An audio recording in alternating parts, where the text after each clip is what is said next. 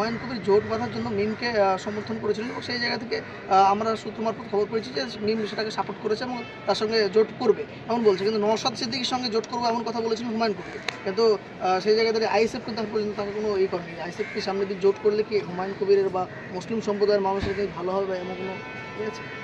দেখুন, রাজনৈতিক দলের উদ্দেশ্য হচ্ছে ক্ষমতায় টিকে থাকা এবং ক্ষমতায় আসার জন্য তারা যা খুশি করবে, এটা হচ্ছে ব্যাপার। কিন্তু আমরা বিগত অভিজ্ঞতা বা ইতিহাস বলছে ভোটের মুখে, অর্থাৎ যখন বন্যা হয়, বন্যায় যদি আমরা ওই খড়কুঁটোতে বাঁধ দিই, সেই বাঁধটা যেমন টেকে না, ভোটের মুখেও যদি কোনো জোট হয়, সিপিএমের দেখেছি আমরা, বামফ্রন্টের সাথে কংগ্রেসের বিভিন্ন জোট হয়েছে, কিন্তু ওই আসলে জিরো হয়েছে জিনিসগুলো।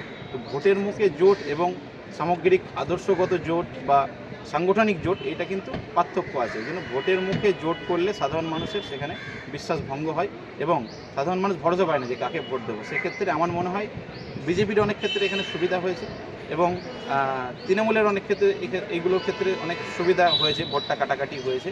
আলটিমেটলি তৃণমূল বা বিজেপি এখান থেকে ফায়দা তুলে নিয়েছে। কিন্তু রাজনীতি করার যে অধিকার, সেক্ষেত্রে হুমায়ুন কবিরকে কোনোভাবে বঞ্চিত করা যাবে না, আইএসএফকে যেমন বঞ্চিত করা যাবে না, সিপিএমকে বঞ্চিত করা যাবে না। গণতান্ত্রিক দেশ, এখানে যদি কেউ বলে ভোট কেটে নিচ্ছে বা কাটুয়া, এই কথাটাই হচ্ছে অগণতান্ত্রিক একটা শব্দ।